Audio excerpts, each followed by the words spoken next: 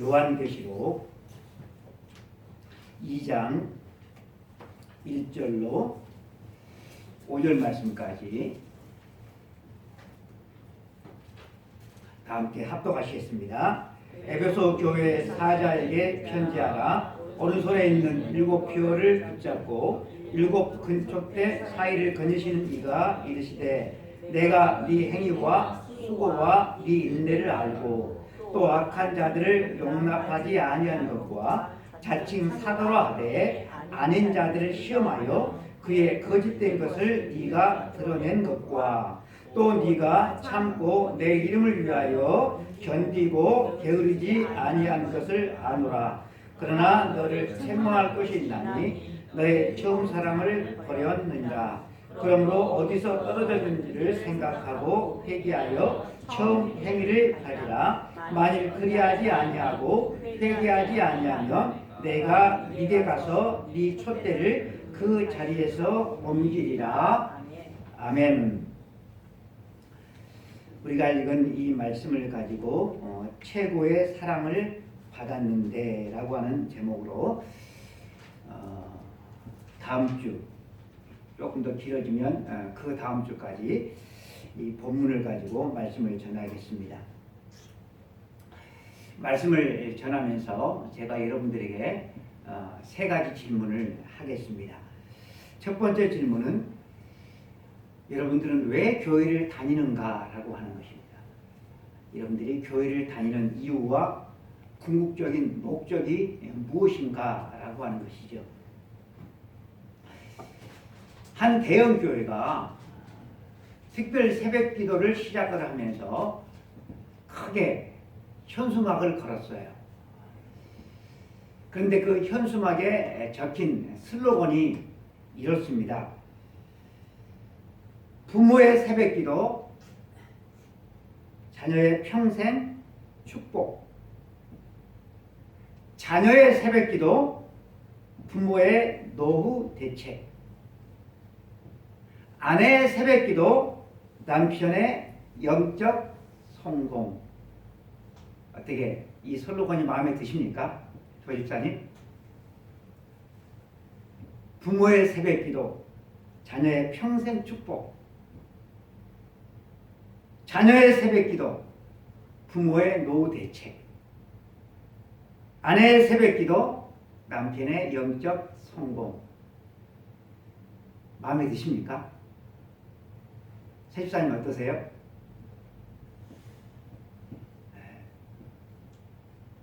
운율까지도 딱딱 맞췄어요. 여러분들이 혹시 교회를 다니는 목적이 이런 데 있는 것은 아닌가? 예수님께서 십자가에서 피 흘려 죽으신 것이 자녀의 평생 축복을 위해서 또 부모의 노후 대책을 위해서 예수님께서 죽으셨을까요? 교회를 다니는 목적이 이런 것이라고 한다면 무당을 찾는 것이나 불당을 찾는 것이나 여러분 뭐가 다를 바가 있겠습니까? 우리가 교회를 다니는 목적이 이런 것이라고 한다면 굳이 우리가 교회를 다니고 예수님을 믿어야 될 이유가 무엇이 있겠습니까? 두 번째 질문입니다. 과연 여러분들은 믿음을 뭐라고 생각을 하십니까? 우리가 믿는다, 믿음의 사람 이렇게 말을 하는데 도대체 믿음이라고 하는 것은 무엇이겠습니까? 주일이 되면 어김없이 교회를 가고 그래서 예배를 드리고 예배 때 헌금을 드리고 또 교회에서 하라고 하는 봉사 좀 하고 여러분 이것이 믿음이겠습니까? 여러분 우리가 교회를 다니고 예배를 드리고 헌금을 하고 봉사를 하고 여러분 이것도 참으로 귀하고 귀한 일입니다. 그러나 한 사람의 믿음의 여부는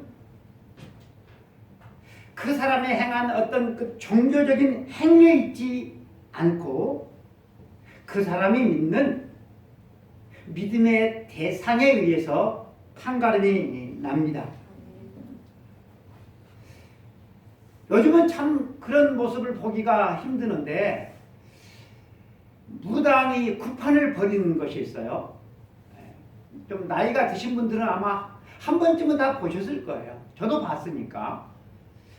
무당이 구판을 벌일 때 그 굿을 벌이는 그 사람, 무당이 아닌 그 사람이 어떻게 그 구판에서 행동을 취하는가. 용한 무당을 찾아가서 그 용한 무당에게 굿을 한번 벌이려고 하면 한 번에 수천만 원이 든다고 그래요.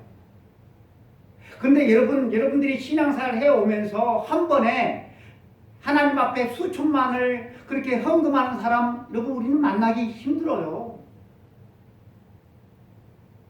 그 구판을 벌이는 무당 뒤에서 그 사람이 어떻게 자세를 취합니까? 손을 막 비비잖아요. 그들이 하는 그 종교 행위 자체만을 놓고 보면 훨씬 우리보다 더 진지하고 열성적입니다. 그런데도 우리는 그들을 가리켜서 믿음의 사람이라고 우리는 말하지 않아요. 우리는 그들을 가리켜서 미신을 믿는 사람이다라고 말을 하는 것입니다. 왜 그럴까요?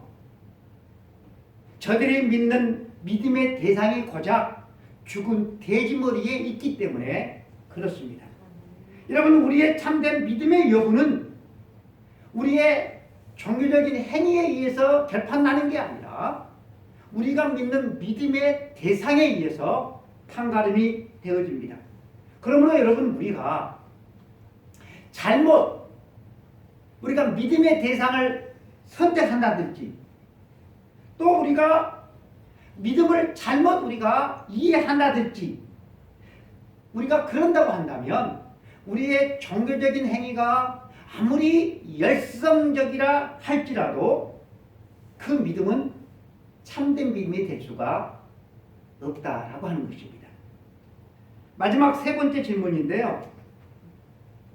예수님을 믿는다라고 하는 것은 우리가 예수님을 따라간다라고 하는 것인데 예수님을 따라가는 것은 이전과는 다른 삶을 살아가는 것입니다. 마음이 달라지고 뜻이 달라지고 생각이 달라지고 행동이 달라져서 결과적으로는 삶이 새로워지는 것을 의미하는데 그렇다고 한다면 우리는 예수님을 믿기 전과 예수님을 믿은 후의 삶이 얼마나 새로워지고 달라졌는가라고 하는 것이죠. 만일 우리의 삶이 새로워지지 않고 달라지지 않았다고 한다면 그 이유는 과연 무엇일까라고 하는 거예요. 과연 나는 왜 내 삶이 예수님을 믿은 지 10년, 20년이 그렇게 됐는데도 불구하고 내 삶은 달라지지 않았는가? 그 이유가 과연 무엇인가라고 하는 거예요. 오늘 본문 1절입니다. 에베소 교회 사자에게 편지하라. 오른손에 있는 7표를 붙잡고 7 금촛대 사이를 거느시는 이가 이르시되. 에베소라고 하는 이 지역은 오늘날의 터키가 있어요. 터키. 이 터키라고 하는 이 나라는 옛날 그러니까 성경시대 2000년 전에는 이 지역을 아시아라고 그랬어요. 아시아. 요한계시록은 이 아시아에 있는 7개의 교회에 보내는 편지가 바로 요한계시록인데 이 터키 지역에 있는 이 7개의 교회를 성경은 7 금촛대라고 그렇게 일컫고 있습니다. 7 교회를 7 금촛대라. 그리고 7 별이 나오잖아요. 이 7 별은 요한계시록 1장 20절에 의하면 이렇게 나와 있어요. 7 별은 7 교회의 사자요. 그러니까 일곱 별은 각 교회를 지도하는 그 교회 지도자를 의미함을 우리가 알 수가 있습니다. 그러니까 우리 주님께서는 이 아시아에 있는 일곱 교회, 일곱 별이죠. 이 일곱 별을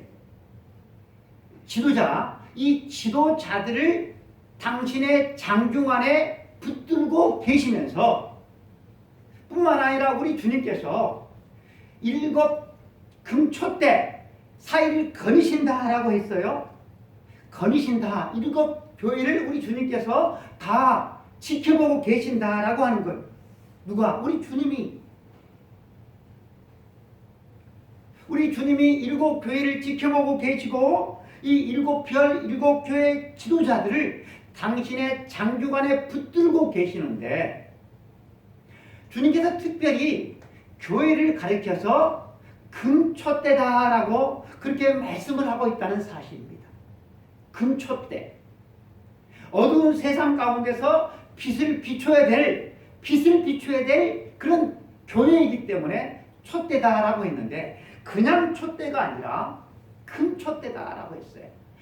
우리 주님께서 보시기에 교회가 얼마나 아름답고 영광스럽고 귀하면 그냥 촛대가 아니라 우리 주님은 교회를 일컬어서 금촛대다라고 말씀을 하십니다. 교회의 힘은 여러분 예배당의 규모가 얼마나 크냐 그리고 교인들의 숫자가 얼마나 많냐 여기에 달려있는 것이 아닙니다. 교회의 힘은 얼마나 그 교회가 진리의 빛을 발하고 있는가 얼마나 그 교회가 세상과 구별되게 그렇게 살아가고 있는가라고 하는 여기에 교회의 힘이 달려져 있습니다. 그때 교회는 비로소 금촛대가 되는 것입니다. 여러분 어떻습니까? 한국에 있는 수많은 그런 교회들이 금촛대로서의 사명을 감당하고 있는 것 같습니까?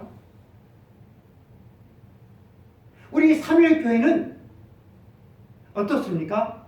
교회의 구성원을 이루고 있는 우리 한 사람 한 사람이 교회의 사명을 온전히 바로 감당한 그런 금촛대의 교회가 되기 위해서 우리 한 사람 한 사람은 늘 관심을 가지고 깨어서 기도하고 그런 금촛대로서의 사명을 우리가 감당하기 위해서 열심히 노력해야 될 줄로 믿습니다. 에베소 교회 7개의 교회 가운데 한 개 교회인데 이 요한계시록에 나오는 맨 첫 번째 나오는 교회가 바로 이 에베소입니다. 에베소. 우리들에게는 성경에 에베소서도 있고 또 에베소 교회가 있기 때문에 그렇게 낯선 지명은 아니지만 여러분 이 에베소라고 하는 이 지역은 로마 세계를 지배했던 로마 그리고 알렉산드리아 또 안디옥과 더불어서 이 에베소는 로마의 4대 도시였어요. 큰 도시였어요. 여러분 대한민국의 큰 도시는 어디일까요? 그러니까 우리나라에서는 광역 도시가 있잖아요. 그런 광역 도시 같은 그런 큰 도시 가운데 하나가 바로 이 에베소였습니다. 이 에베소는 동양과 서양을 잇는 교통의 요충지였을 뿐만 아니라 상업, 문화, 경제 중심지였어요. 그리고 여러분 이 에베소에 특별한 건물이 하나 있었는데 그게 뭐냐고 하면 고대 7가 불가 사이에 그 하나인 에베소 신전이 있었어요. 다시 말해서 그 아데미 신전입니다. 아데미 신전. 큰 신전이었어요. 이 아데미 신전이 있다라고 하는 것은 이 안에 뭐가 있다는 거예요? 많은 신들이 있었어요. 여러분 그 안에 많은 신들이 있었다라고 하는 것은 이 신들을 참배하기 위해서 오는 수많은 사람들이 있었음을 우리는 짐작할 수가 있죠. 동서남북에서 수많은 사람들이 이 신전에 참배하기 위해서 와요. 그러면 이들을 대상으로 장사하는 사람들이 있었겠죠. 그래서 우리가 사도행전에 보면 이들을 대상으로 특별히 아데미 여신상을 만들어서 팔았어요. 여러분 불교 같은 경우도 어때요? 그 불상을 만들어서 팔잖아요. 그러니까 이런 불상들을 각 가정마다 하나씩에 다 이렇게 막 두는 것처럼 이때도 그랬다라고 하는 거예요. 이런 많은 신상들을 팔았어요. 그리고 이 참배객들을 대상으로 또 어때요? 그들이 와서 먹어야 되니까 이들을 대상으로 식당을 하는 사람들도 있었을 것이고 또 이 사람들이 숙박을 해야 되니까 이들을 대상으로 숙박을 하는 그런 사람들도 있었을 것입니다. 그러니까 이 에베소 시민들 대부분은 직간접적으로 아데미 신전으로 말미암아 먹고 산다고 해도 과언이 아닐 정도로 이 아데미 신전은 에베소 시민들의 풍요로운 역할을 하는데 큰 역할을 했습니다. 그런데 사도 바울이 에베소에 가서 복음을 전하니까 그 신전에 가서 이렇게 신을 그렇게 아련하던 많은 사람들이 기독교로 개종을 했어요. 그러니까 그 지역에서 특별히 이 신을 만들어서 파는 사람들의 생계가 위협을 받으니까 사람들을 막 이렇게 모집을 해가지고 크도다 아데미 사람들의 신들이여 하면서 막 이렇게 소동을 일으켰다는 사실이 사도행전에 나오는 것을 우리가 알 수가 있습니다. 게다가 그 신전 안에는 합법적인 1,500여 명이나 되는 매춘부들이 있었어요. 그러니까 이 에베소는 돈과 쾌락과 유흥이 넘쳐나는 도시였어요. 뿐만 아니라 이 에베소 한가운데는 또 뭐가 있었는가 하면 황제를 신으로 모시는 황제의 신전도 있었어요. 로마의 왕은 살아있는 신으로 경배를 받았어요. 그래서 황제의 신이 이 에베소의 한가운데 신전이 있었다라고 하는 것입니다. 거대한 두 개의 건물, 아데미 신전과 황제의 신전이 인간을 압도하고 또 돈과 쾌락과 유흥이 남부하는 이 에베소에서 황제를 섬기지 않고 우상을 섬기지 않고 예수 그리스도를 섬기는 그리스도인들이 있었어요. 이 그리스도인들에게 주님께서 이렇게 말씀을 하십니다. 2절, 3절입니다. 우리 다 함께 한번 읽어볼까요? 내가 네 행위와 수고와 네 인내를 알고 또 악한 자들을 용납하지 아니한 것과 자칭 사도라 하되 아닌 자들을 시험하여 그의 거짓된 것을 네가 드러낸 것과 또 네가 참고 내 이름을 위하여 견디고 게으르지 아니한 것을 아노라. 이 2절과 3절에 보면 안다는 말이 2번 나와요. 우리나라에서 동사는 맨 앞에 나오지를 않죠. 우리나라에서 동사는 가운데나 맨 뒤에 나와요. 그러나 영어든지 이 헬라어에서는 안다라고 하는 이 동사가 앞에 나와요. 내가 안다, 내가 보았다, 동사가 앞에 나와요. 그러니까 내가 너희들을 안다, 내가 너희들을 다 보고 있다라고 하는 것이. 그러니까 주님께서 다 안다라고 하는 거예요. 주님께서 다 보고 있다라고 하는 거예요. 여러분, 주님께서 오늘도 나의 일거수일투족을 다 보고 계시다. 나의 일거수일투족을 다 알고 계신다. 여러분, 우리가 늘 이것만 잊지 않고 살아도 평생 성숙한 그리스도인으로서의 삶을 살아갈 수가 있어요. 그런데 대부분은 저를 포함해서 이것을 잊고 살아요. 그래서 우리의 신앙생활은 네 가지가 없어요. 요셉을 유혹했을 때 요셉이 그 여주인에게 뭐라고 말했어요? 하나님 앞에서 이런 죄를 지을 수가 없다고 했어요. 하나님이 보고 계시다는 사실을 늘 기억했던 거예요. 근데 우리는 하나님이 보고 알고 계시는데 우리는 그런 의식이 없어요. 그래서 우리의 신앙생활이 희망이 없어요. 우리의 신앙생활이 거룩하지를 못해. 주님께서 이 에베소 교회 교인들의 모든 행동들을 보고 계시고 알고 계신다라고 했어요. 무엇을 보고 계셨습니까? 첫 번째로 그들의 행위와 수고를 아신다라고 말해요. 이 에베소 지역에는 두 개의 큰 신전이 있다고 그랬어요. 아데미 신전, 황제의 신전. 그 신전 안에는 그저 큰 신상들이 있었어요. 그런데 이 에베소 교회 성도들은 그런 우상을 쫓지 않고 어려운 가운데서도 예수 그리스도를 믿고 따르는 그 모든 것들을, 그 수고들을 주님께서 다 보고 알고 계시다라고 하는 거예요. 주님께서 저와 여러분에게 내가 너 다 보고 있다, 내가 너 다 알고 있다, 주님께서 우리에게 그렇게 직접 말씀하시면 우리들은 어떤 느낌이 있을까요? 주님께서 나 다 보고 계신데, 다 알고 계신데, 그러면 아유 감사하다, 아유 주님 고맙습니다, 막 이런 그럴 것 같습니까? 아니면 지금이라도 좀 찾아 들어갈 것 같습니까?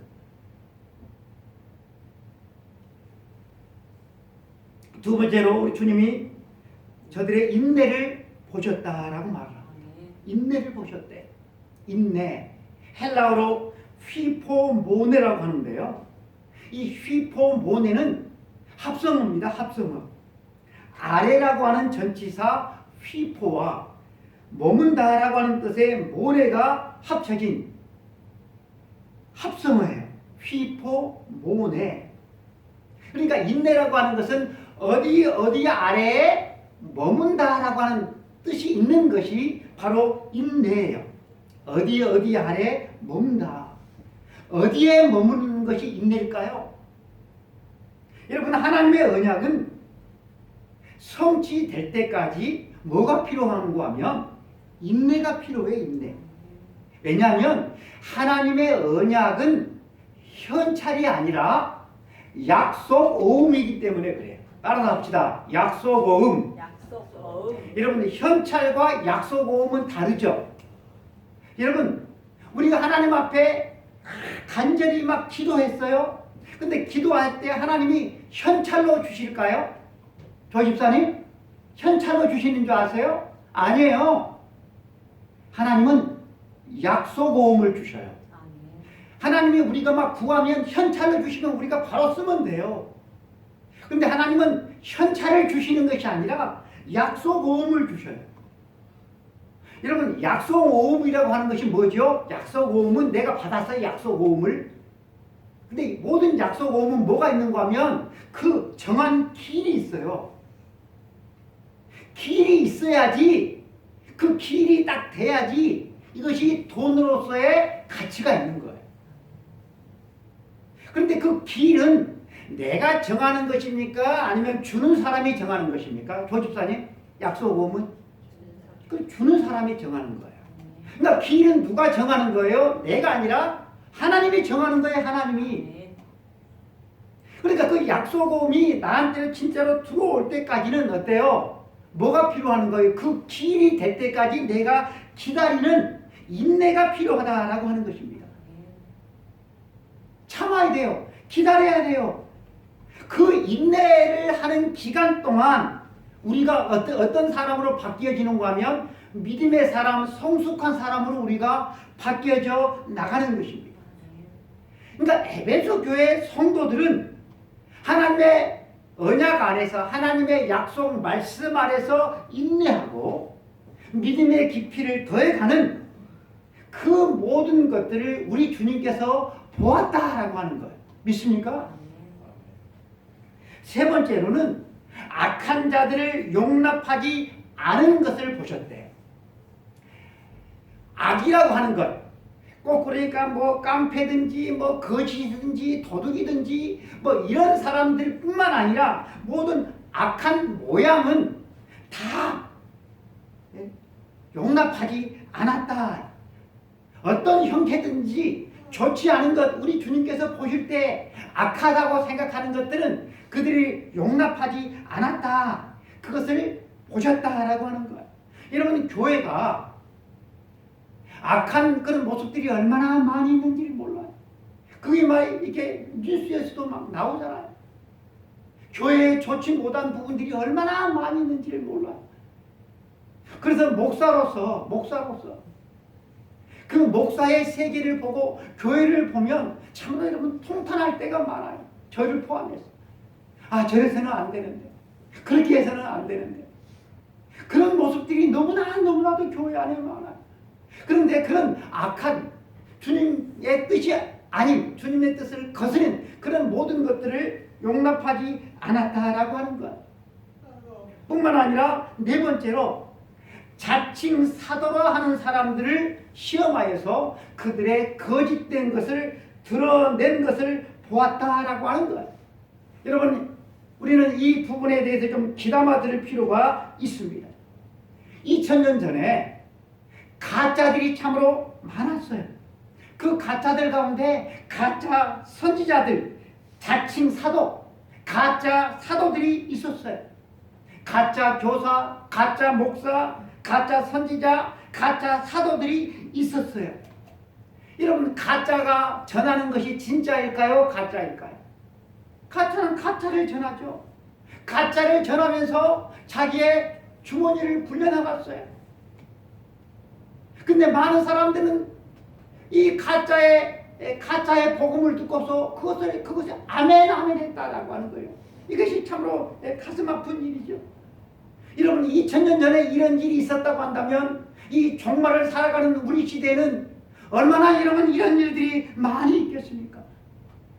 가짜들이 난무해요. 그리고 그 가짜들에게 줄을 대고 가짜들을 따르는 사람들이 여러분 많이 있어요. 여러분, 이런 가짜들의 두 가지 공통점이 있는데 그것은 욕망이고요. 또 하나는 이 욕망을 부채질한다라고 하는 거예요. 내 말을 들으면 네가 원하는 것이 이루어져. 내 말을 믿고 따라. 이렇게 욕망을 부채질한다라고 하는 거예요. 여러분, 욕망에 사로잡히면 뭐가 없어지는가 하면 말씀에 대한 분별력이 없어지는 거예요. 뭐가 옳고 그른지를 몰라요. 여러분, 그 개헌 사건 때 지금 뭐 이렇게 아무튼 목사라고도 저는 할 수가 없지만 따르는 사람들이 많아요. 그 학교에서 길러낸 신학생들이 많아요. 전도사들이 많아요. 그 두 전도사가 여러분 잡혀 들어갔잖아요. 욕망을 부추게 욕망을. 2000년 전에 가짜들이 이 교회 저 교회를 다니면서 가짜 복음을 전하고 다녔어요. 근데 여러분, 가짜 복음이라고 하는 것은 듣기에 거북한 게 아니에요. 사탕발림이에요. 사탕발림. 우리의 욕구를 채워줄 듯이 그렇게 한다라고 하는 거예요. 그러니까 사람들이 박수를 하고 그들의 호주머니를 채워주는 그런 일들을 했는데 이 에베소 교회 성도들은 하나님의 언약의 말씀으로 무장되어져 있기 때문에 그들이 가짜인 것을 말씀으로 분별해 냈다라고 하는 거예요. 얼마나 여러분 훌륭한 교인들입니까? 이런 훌륭한 교인들만 있으면 가짜들이 발을 붙이지 못하죠. 그런데 여러분, 우리나라에 얼마나 거짓된 이단 사이비들이 여러분 우후죽순 많이 일어나서 그들의 세를 자랑하고 있는지를 몰라요. 왜 그렇습니까? 왜 이단들이 이렇게 우후죽순 일어나는 것입니까? 말씀에 대한 분별력이 없고 그리고 욕망에 사로잡혀 살아가기 때문에 그래요. 다섯 번째로 내 이름을 위하여 견딘 것을 안다라고 말씀을 했습니다.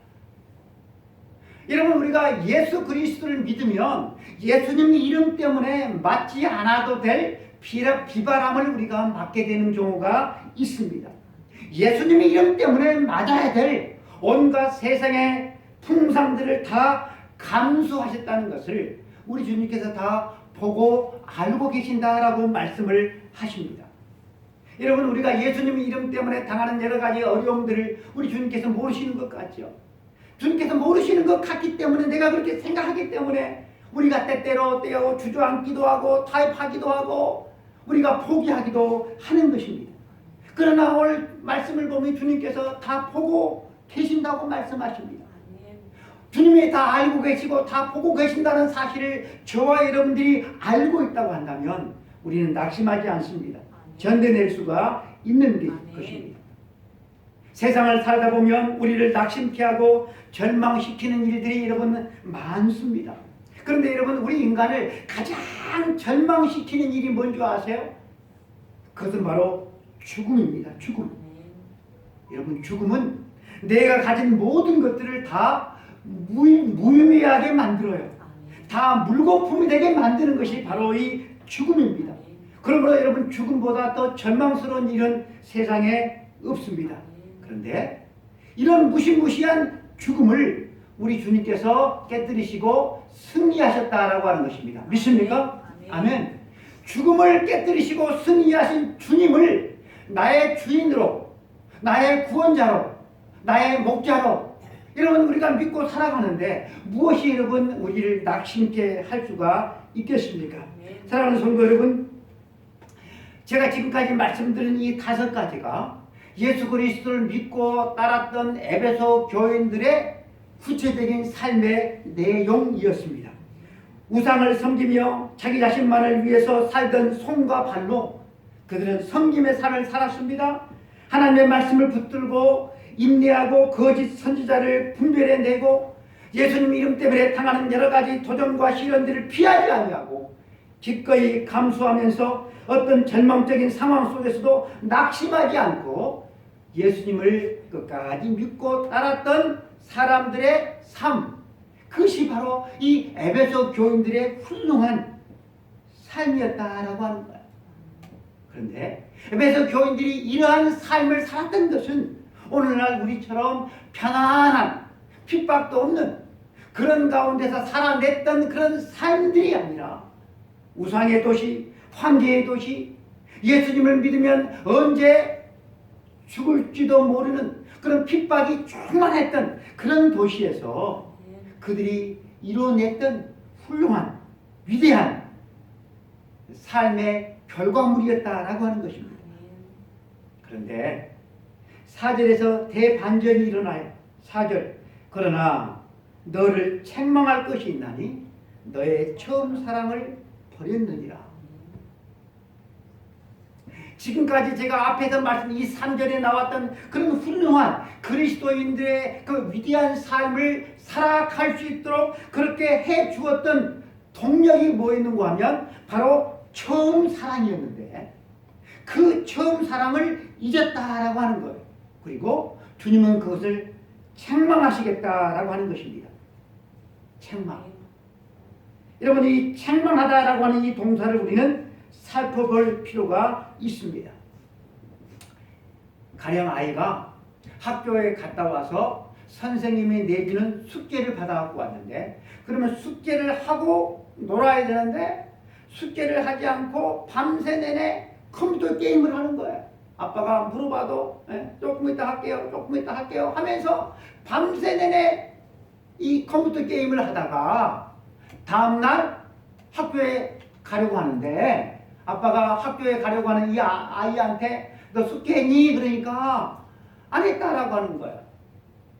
그러면 아빠가 뭐라 하겠어요? 군밤을 먹이면서 책망하지 않겠어요? 여러분, 이렇게 책망했다고 해서 학교 끝나고 왔는데 다시 군밤을 먹이고 막 미워하고 그럴 부모는 없어요. 잘 갔다 왔니?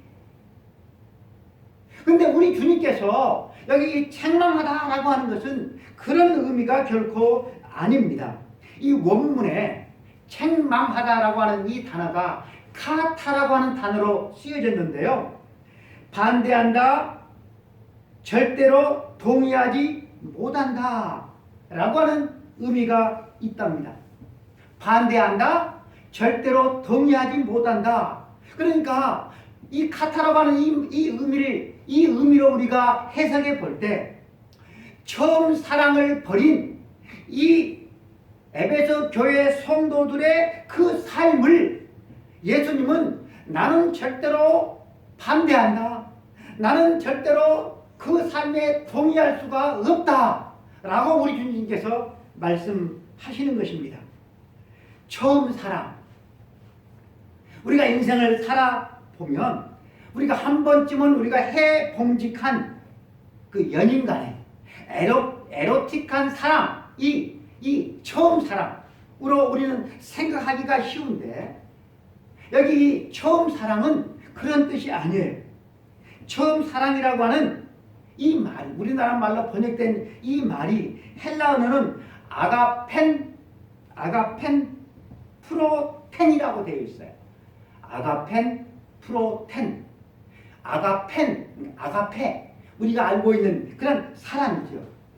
근데 이 프로텐은 프로테스라고 하는 그런 이게 명사인데요.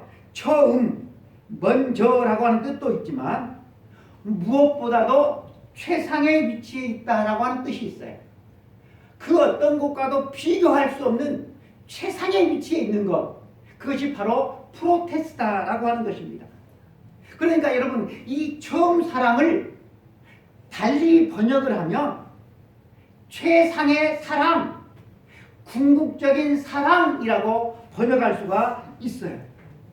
에베소 교회 성도들은 이 처음 사랑, 최상의 사랑, 궁극적인 사랑을 받아서 이 사랑을 받았기 때문에 2절과 3절에 그런 훌륭한 위대한 그리스도인의 삶을 그들이 살아갈 수가 있었는데 그 최상의 사랑, 궁극적인 사랑을 버린 이 에베소 교회 성도들을 향하여서 우리 주님이 뭐라고 책망하시는가 하면 나는 절대로 인정할 수가 없다, 수긍할 수가 없다라고 말씀을 하시는 것입니다. 이 최상의 사랑을 여러분 하나님께서 어떻게 주셨을까요? 우리는 구약에서 먼저 찾아볼 필요가 있어요. 이스라엘 백성들이 400년 동안 애굽에서 노예 생활을 하지 않았습니까? 여러분 우리나라가 일제 36년 그 식민지 생활만 해도 막 지긋지긋하다고 그러잖아요. 36년. 그래서 일본과의 사이가 안 좋잖아요. 그런데 여러분 400년에 400년. 400년. 여러분 상상이 되십니까? 여러분 어느 민족도 400년이나 식민지 생활한 나라와 민족이 없어요. 여러분들이 알고 있는 모든 지식을 한번 동원해 보세요. 400년 동안이나 식민지 노예 생활을 했다. 애굽에서의 400년 동안의 삶은 성경에서 죽음과 죄의 소굴을 의미합니다. 이 죽음과 죄의 소굴에서 해방을 시켜 주셨어요. 여러분 이 이스라엘 민족이 어떻게 해방을 얻었습니까? 그들이 총칼로 그들이 투쟁을 해서 그들이 해방을 얻었습니까? 여러분 아니죠. 하나님께서 이 이스라엘 민족을 해방시켜 주기 위해서 누구를 이 애굽에 보냅니까? 모세를 보내잖아요. 그래서 하나님께서 이 모세를 통하여서 10가지 재앙을 내리게 하잖아요. 9가지 재앙을 내리는데 바로 왕이 보내줄 듯 하면서 보내지 않습니다. 이게 사람 미치는 거예요. 근데 여러분 바로 왕의 입장에서 보면 당연한 일이에요. 장정만 해서 여러분 60만 명입니다. 장정은 결혼하는 그런 사람들이에요. 그러니 결혼을 했으니까 누가 있어요? 누가 있을까요? 부인이 있겠죠. 그러면 60만 명에서 곱하기 2니까 어때요? 120만 명이 되는 거예요. 근데 이 장정의 부모들이 또 계시겠죠. 또 자녀를 옛날에는 많이 낳는데 둘만 하면 여러분 이 120만 명이 몇만 명이 되는 거예요? 360만 명이 되는 거예요. 이 360만 명의 노예들이 이들이 힘든 일은 다 했어요. 농사도 다 했어요. 근데 이 노동력이 한꺼번에 여러분 사라져버리면 국가와 경제가 폭망인 거잖아. 그러니 바로 왕의 입장에서는 이들을 보내줄 수가 없는 거예요. 마지막 10번째 재앙은 장자의 재앙이었어요. 애굽에 있는 모든 집의 장자와 첫 이 새끼가 다 죽는 것입니다. 그런데 이 죽음 속에서 누구만 하나님께서 보호해 주셔요? 당신의 백성들만 보호해 주시죠. 어떻게 보호해 주십니까? 출애굽기 12장에 보면 여호와 하나님께서 재앙을 내리실 때 문 임방과 좌우 설주, 그러니까 문틀이죠. 문틀, 현관 문틀. 그 문틀에 피가 발라져 있는 집은 넘어갔다. 그 집에 재앙을 내리지 않았다라고 하는 거예요. 여러분 그 피를 누가 봐요? 사람이 봅니까? 주인이 봅니까? 아니죠. 하나님의 천사가 보는 거예요.